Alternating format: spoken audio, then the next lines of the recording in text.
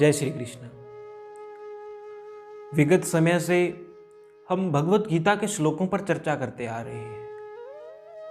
पीछे हमने चर्चा की कि दुर्योधन आचार्य द्रोण के पास जाकर उनके किसी दोषों की ओर संकेत करता है और अपने संबोधन में वह द्रुपद पुत्र धृष्टद्युम्न का भी जिक्र करता है, जिससे हमें पता चलता है कि राजा द्रुपद और द्रोणाचार्य में कोई राजनीतिक झगड़ा था, कोई शत्रुता थी।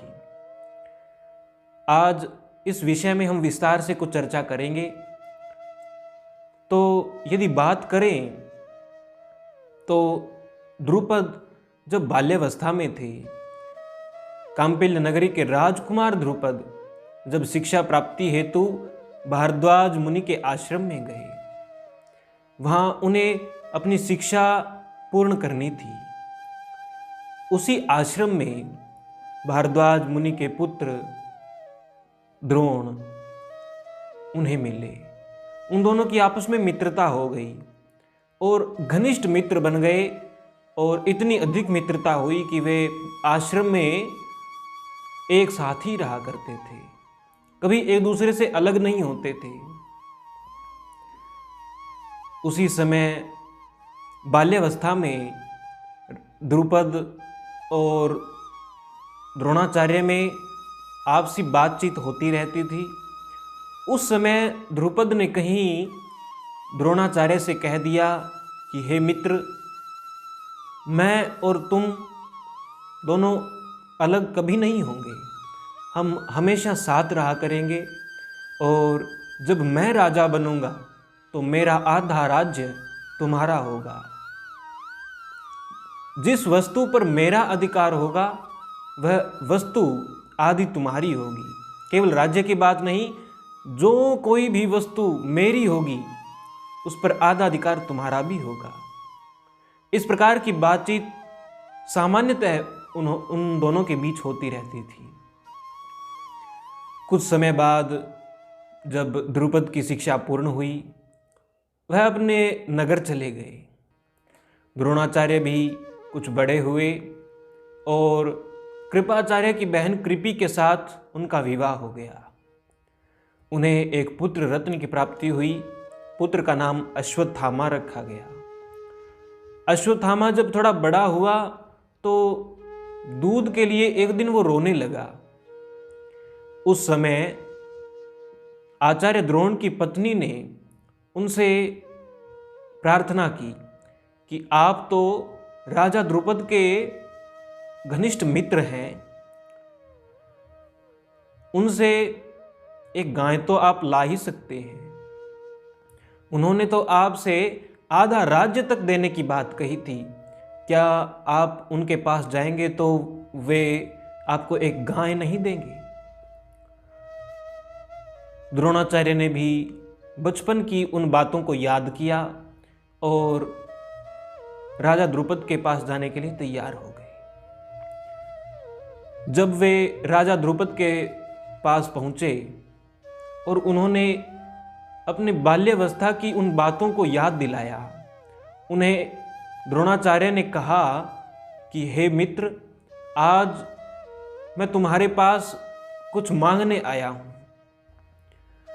हम बचपन से ही अच्छे मित्र रहे हैं और बचपन में तुमने मुझे ये तक कहा था कि जो वस्तु मेरी होगी उस पर आधा अधिकार तुम्हारा होगा। तुमने तो राज्य भी आधा आधा करने की बात कही थी, परंतु इस समय तो मुझे केवल एक गाय की आवश्यकता है। उस समय जब राजा द्रुपद ने द्रोणाचार्य के मुख से ऐसी बात सुनी तो उन्हें अच्छी नहीं लगी और उन्होंने द्रोणाचार्य का अपमान कर दिया।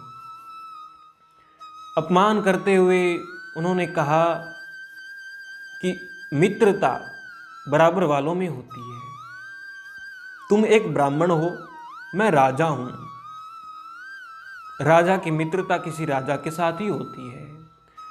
वे सब बातें जिसका तुम जिक्र कर रहे हो, वे सब बातें तो बचपन की थी, बाल्यावस्था की थी, नादानी की बातें थी और तुम उन्हें अभी तक सच मान रहे हो। वैसे तो तुम ब्राह्मण हो, यदि तुम ब्राह्मण होने के नाते मुझसे दान मांगते हुए गाय की मांग करो, दान में यदि चाहते हो तो मैं तुम्हें 1 नहीं 10 गायें दान में दूंगा।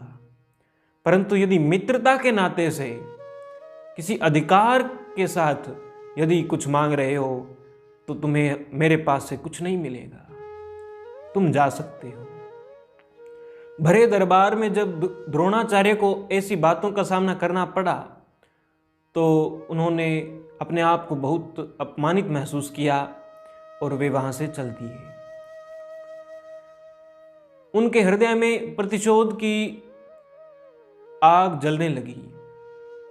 वे सोचने लगे कि द्रुपद से इसका बदला अवश्य लूंगा। कुछ समय बाद उन्हें कौरवों और पांडवों को शिक्षा देने का अवसर प्राप्त हुआ। उन्होंने उन्हें शिक्षा दी और जब गुरु दक्षिणा की बात आई तो उन्होंने गुरु दक्षिणा में राजा द्रुपद को बंदी बनाकर अपने सामने उपस्थित करने का आदेश दिया। जब कौरवों ने इसका प्रयास किया तो वे सफल नहीं हो पाए, परंतु पांडवों ने वीरता और पराक्रम से राजा द्रुपद को बंदी बना लिया और द्रोणाचार्य के सामने उपस्थित किया। जब द्रोणाचार्य के सामने राजा द्रुपद को बंदी बनाए हुए प्रस्तुत किया गया तब द्रोणाचार्य ने द्रुपद से कहा, देखो मित्र, ये जो योद्धा तुम्हें बंदी बनाकर लाए हैं ये मेरे शिष्य हैं और तुम्हारा सारा राज्य अब मेरा हो चुका है, क्योंकि मेरे शिष्यों ने जीत कर मुझे प्रदान किया है। परंतु तुम तो हम दोनों की मित्रता को भूल गए, परंतु मैं इसे याद रखते हुए आधा राज्य तुम्हें वापस प्रदान करता हूँ और इस समय तो मुझे उस आधे राज्य की भी आवश्यकता नहीं है, इसलिए मैं तुम्हें पूरा राज्य ही वापस देता हूँ, परंतु जब मुझे आवश्यकता होगी तब मैं वापस अपने आप ले लूँगा। इस प्रकार बिना दंड दिए और अपमानित करके द्रोणाचार्य ने द्रुपद को वापस अपने राज्य में भेज दिया। उस समय राजा द्रुपद अपने राज्य में शांति से नहीं बैठ पाए। उन्हें हर समय वही बातें सुनाई देने लगी जो द्रोणाचार्य ने उनसे कही थी। वही शब्द बार बार उनके मस्तिष्क में घूम रहे हैं। उस समय राजा द्रुपद ने एक यज्ञ किया, पुत्रेष्ठी यज्ञ, और ऐसे पुत्र की कामना से वो यज्ञ किया जो द्रोणाचार्य का वध कर सके।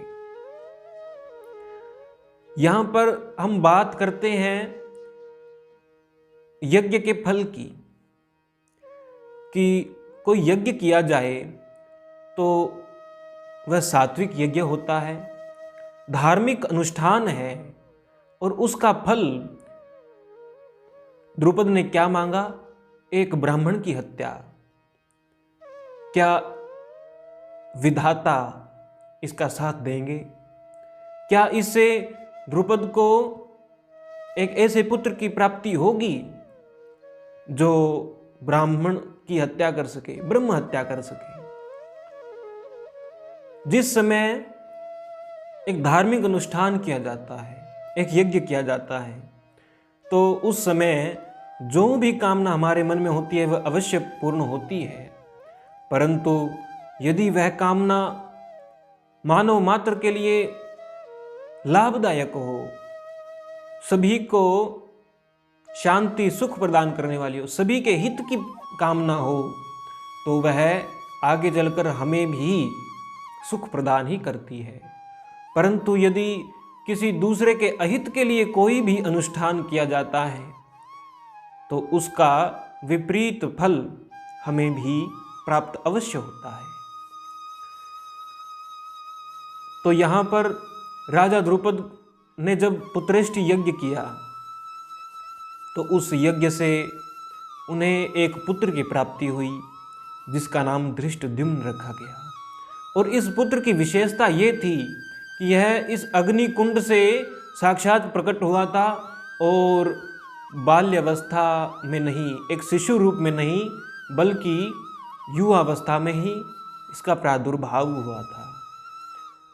इसी के साथ एक पुत्री की भी उत्पत्ति इस अग्निकुंड से हुई, जिसे द्रौपदी के नाम से जाना गया। जब राजा द्रुपद ने सारी बातें धृष्टद्युम्न से कह दी कि किस कारण से उसका जन्म हुआ है, किस उद्देश्य के लिए उसका जन्म हुआ है, उस समय धृष्टद्युम्न ने भी अपना एक ही उद्देश्य बना लिया, द्रोणाचार्य का वध।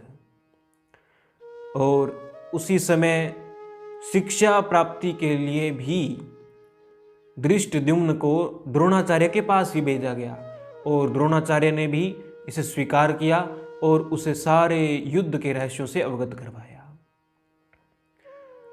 और जब महाभारत के युद्ध में धृष्टद्युम्न को यह अवसर प्राप्त हुआ कि वह द्रोणाचार्य का वध कर सके, तो वह पीछे नहीं हटा और उसने ब्रह्म हत्या को या ब्रह्म हत्या के विचार को भी अपने हृदय से, अपने मस्तिष्क से निकाल दिया और इसी कर्म को अपने जीवन का उद्देश्य समझते हुए द्रोणाचार्य का वध कर दिया।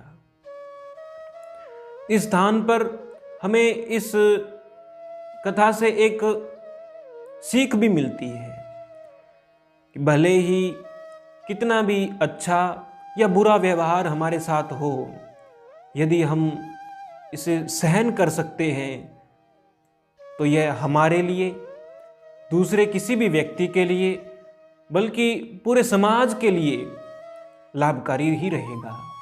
परंतु यदि किसी भी व्यवहार से अपमानित अपने आप को समझकर यदि हम इसके विपरीत कदम उठाएं तो यह सभी का अहित करने वाला ही बन जाता है। द्रोणाचार्य जैसे महान ज्ञानी महापुरुष ने द्रुपद द्वारा किए गए अपमान को अपने हृदय में बसा लिया और पांडवों को शिक्षा प्रदान करने के बाद गुरु दक्षिणा में द्रुपद की हार को मांगा है। क्या द्रोणाचार्य एक ऐसे ज्ञानी पुरुष नहीं थे कि उन्हें क्षमा का भाव ही ना पता हो, उन्हें सहनशीलता के बारे में कुछ ज्ञान ही ना हो? परंतु जब उन्होंने इसकी ओर ध्यान नहीं दिया तो अंत में यही उनके वध का, उनकी मृत्यु का कारण बन गया। इसीलिए ज्ञानी पुरुष वही है जो सहनशीलता को धारण कर सके, जो क्षमा भाव रख सके। इस एक कहानी से हमें 4 रहस्यों का पता चलता है।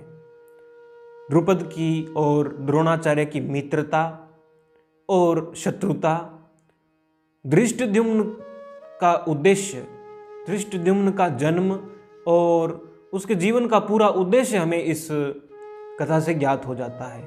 और इसी के साथ द्रौपदी के जन्म की कथा भी यही कथा है। जय श्री कृष्ण।